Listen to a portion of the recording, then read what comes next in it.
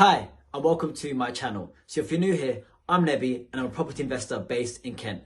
And on this channel, I'm producing weekly property content to help you on your property journey. So in this video, I'm going to be discussing my first buy to let and the money I made from it. So I'm going to be talking about ROI, cash flow, and everything you need to know about what it takes and what you can expect from a buy to let. So I purchased the property at the end of 2022 and tenanted it out right at the beginning of 2023. So I'm going to be discussing the money that I made in my first year. Trust me, you don't want to miss this. First, we have to understand the capital deployed. So what was the upfront cost? The property was purchased for £192,000. Now, because this is a buy to let, I had to put down a 25% deposit, which works out to £48,000.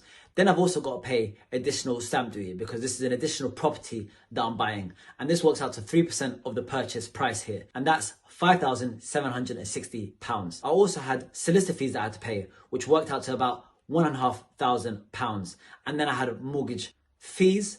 So the mortgage fee from my broker and then also the mortgage valuation as well. And this worked out to another £1,500. So all in, the total cost here is £56,760. Now let's look at the rent, then take away any expenses to actually work out the monthly profit that I was taking home. I was able to get the property tenanted out pretty quickly to a young family for £1,100.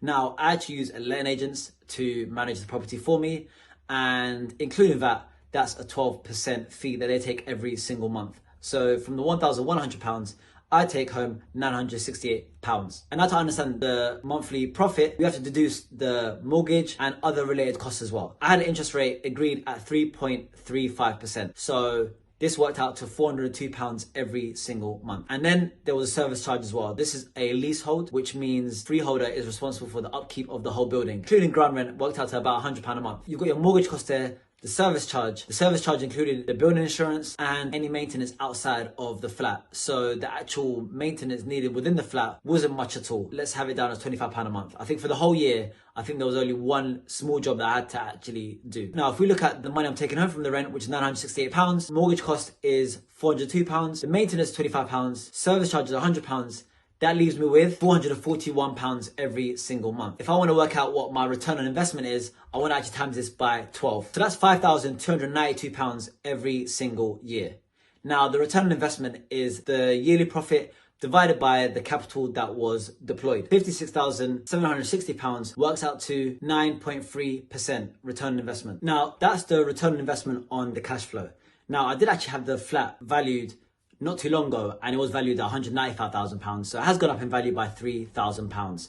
So if I did want to include the cash flow and that extra equity that it's gone up by, then the return on investment, including both capital growth and the cash flow, would be at 14.4%. Now, I'm sure a lot of you are wondering, is it really worth it? For me, I think the investment was pretty solid. Now, I've spoke about how I wouldn't buy a leasehold ever again. What I would say is, for me at the time, I wasn't looking to buy a property, add value and refinance it. It was just to cash flow accordingly. Now, however, I've moved to actually buying multi-unit deals where I'll be title splitting and be able to refinance and then pull my money out. 3 key things I would suggest when looking to purchase a buy to let is ensure you understand what your ROI is going to be super clear on this. So how much rent you think you'll be able to receive, and that can be done by looking at comparables in the area. You can use websites like Rightmove or Open Rent. The second, expect the unexpected. So sometimes things will arise that you'd have to accommodate for. So with my 2-bed flat, that's not really happened. There's a service charge that I'm paying. However, when you're buying property,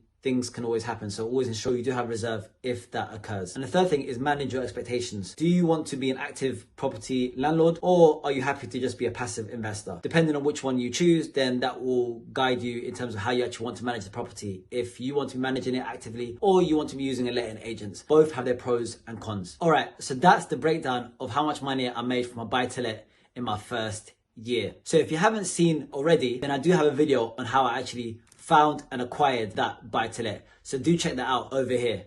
So if you enjoyed this video, do give it a like. And if you found value from this video or any other video on this channel, then do subscribe as well. And until next time, happy investing.